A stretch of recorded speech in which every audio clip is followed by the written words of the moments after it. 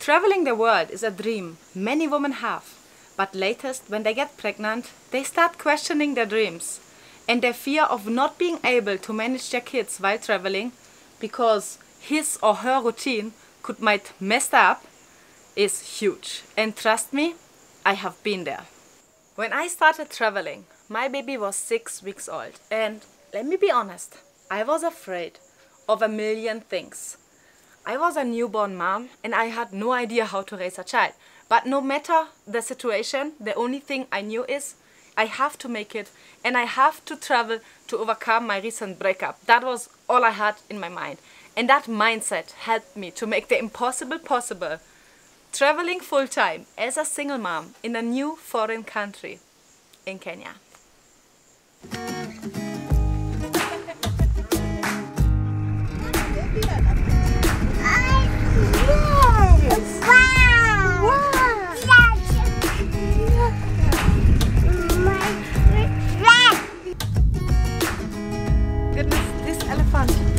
It's so close!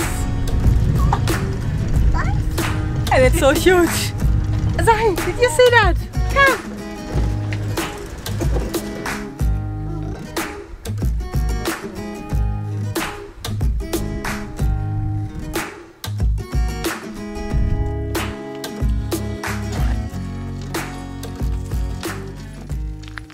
One of the biggest challenges I'm facing while I'm traveling with my 1.5 years old is that his routines are getting messed up. And I think having a routine, even keeping them while traveling, is super important for a child. And also from a mom's perspective, it just makes life so easy for a mom, knowing exactly when it's sleeping time, when it's food time, and so on. But also for a child, having a routine is making it easy for them to predict what is happening on a daily basis, and also makes them feel like they're in control and they know what's happening. But the moment we are on safari, the moment we are traveling, this routine seems to be completely messed up and seems simply not to work anymore. Like one of the biggest challenges we are facing is while being on safari, for example, here in Kenya, is that we have to wake up very early. So maybe sometimes in the morning, instead of waking up at 6:30ish, we have to wake him up even earlier. Or we have long drives and then he is missing his nap, or he is even overnapping, oversleeping, so he will not sleep at night. Oh my goodness. Or then at evening, when it's supposed to have dinner time at 6, there's no food, it's not ready. So there are so many things which are like just out of control while you are traveling. And that's why I'm like, okay, we have to make changes. We have to find a way, a solution, and how to make it possible. The question of today is,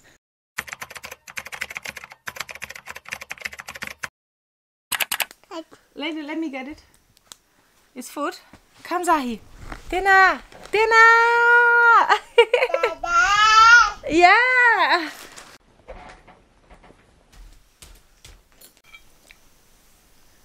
So when it comes to your evening routine while traveling, first of all, I want to let you know that it's okay if things are differently. Not everything has to go according to your plan, the way you would have your evening routine when you are not traveling. So you can see us now just chilling out. Zahi already had his reading sessions. But yeah, I just let him be him, and so that he can quiet down, because it was a very exciting day. And then he will just later find his own way, because you can see he's already tired, and fall asleep. So moms, don't get stressed out. Just do whatever is possible. Not everything has to be 100% the way it usually is when you're at home. I still do believe that it's very important to try at least to keep some of your evening routines even while traveling, because routines are simply important for a child. And for Zahi, he knows now, okay, it's reading time, it's book time. That means he gets his milk and he's gonna go and sleep soon. Ooh. Then another thing is, moms, to be very honest with you, you are traveling and I don't expect to go out or do anything. Like now, it's 7 and it's Zahi's time. It's his bedtime, it's his sleeping time. We're just waiting for the dinner, but we are cancelling basically all our evening plans. I'm not even going out for dinner to the main area to eat there. I just will even order my food to the room so that I can stay here and relax with Zahi. So yeah, if you're traveling, take it easy. stay at home, stay in your hotel in the evening and just chill out. It's your time. Even you have to rest, you have to sleep. So just take it easy as well so that you have power for the next day or even at night if you're still gonna wake up at night.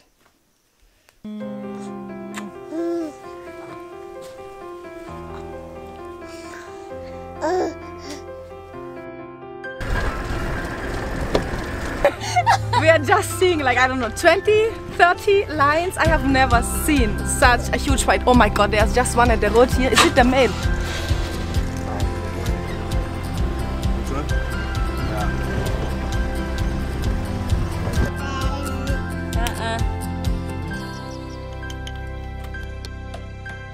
Let's talk about the most important routine a child has, his sleeping routine. Because there's nothing more annoying than your child is overtired and you can't sleep at night. And that can easily happen while traveling.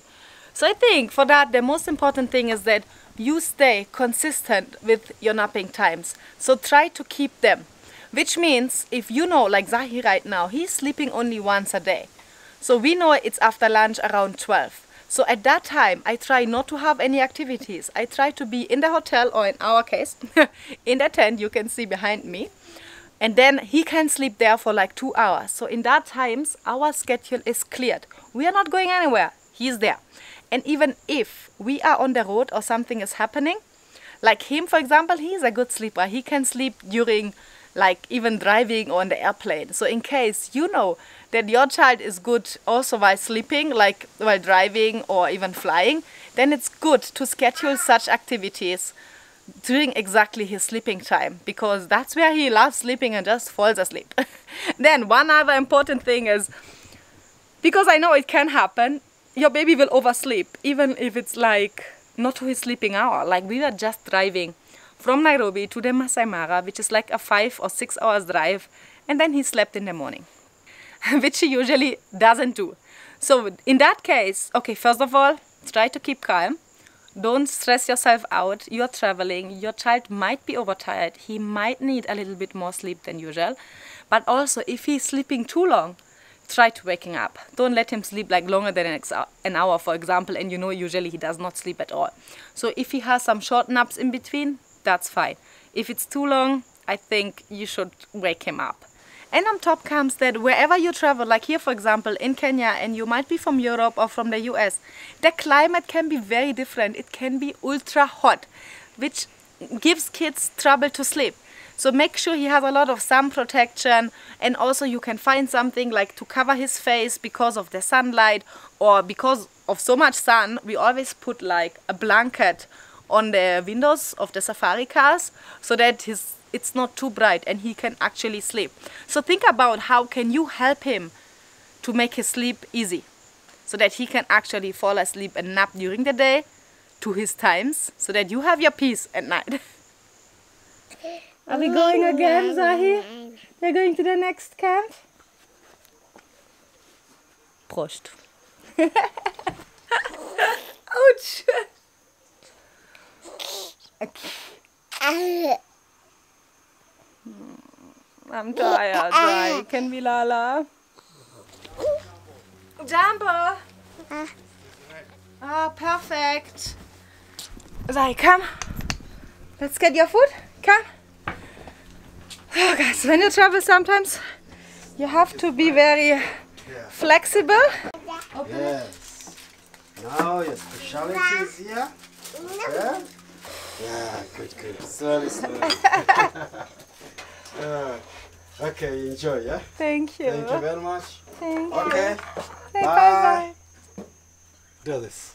Of course, it's not easy keeping your food schedule while traveling, but it is possible. Like right now, it's Zahi's lunchtime, but not yet our lunchtime, or not yet the lunchtime of the hotel. So we are still in our tent, as you can see, and we just asked them, like, okay, can you please give Zahi his food exactly at 12, so that he can keep his schedule and he will not start screaming because he's super hungry.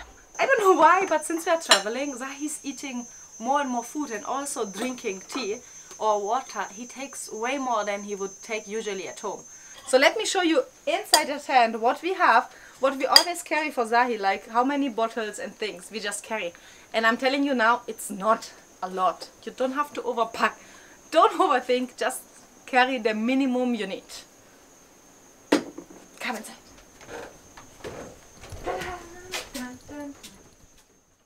We have 2 bottles. One is for milk and one is for tea.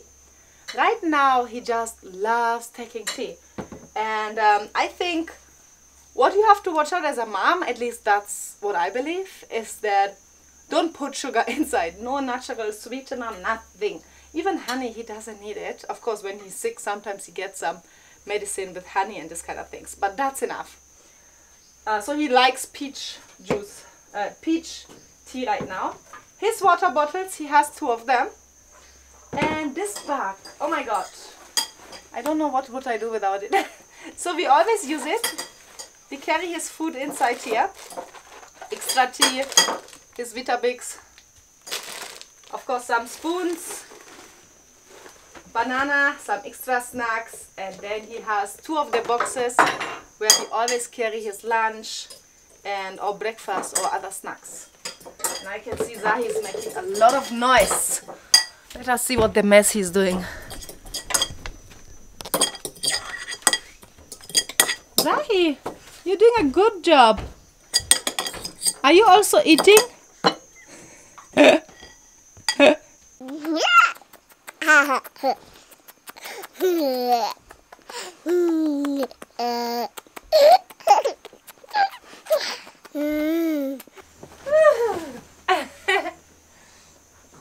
So I hope this video has inspired you to finally take the first step to start planning your trip with your child. And it doesn't matter where you want to go in this beautiful world, just take the first step and do it. And yes, it will be challenges. And yes, it will be challenging and always active, but you can do it. I believe in you, so start believing in yourself.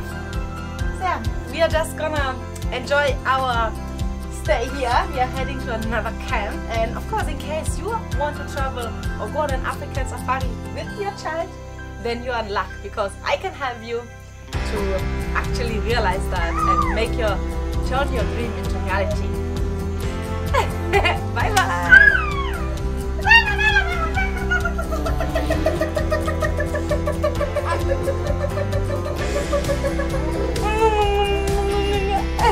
Say bye bye. Bye bye. Can you say bye bye? Hey, bye bye.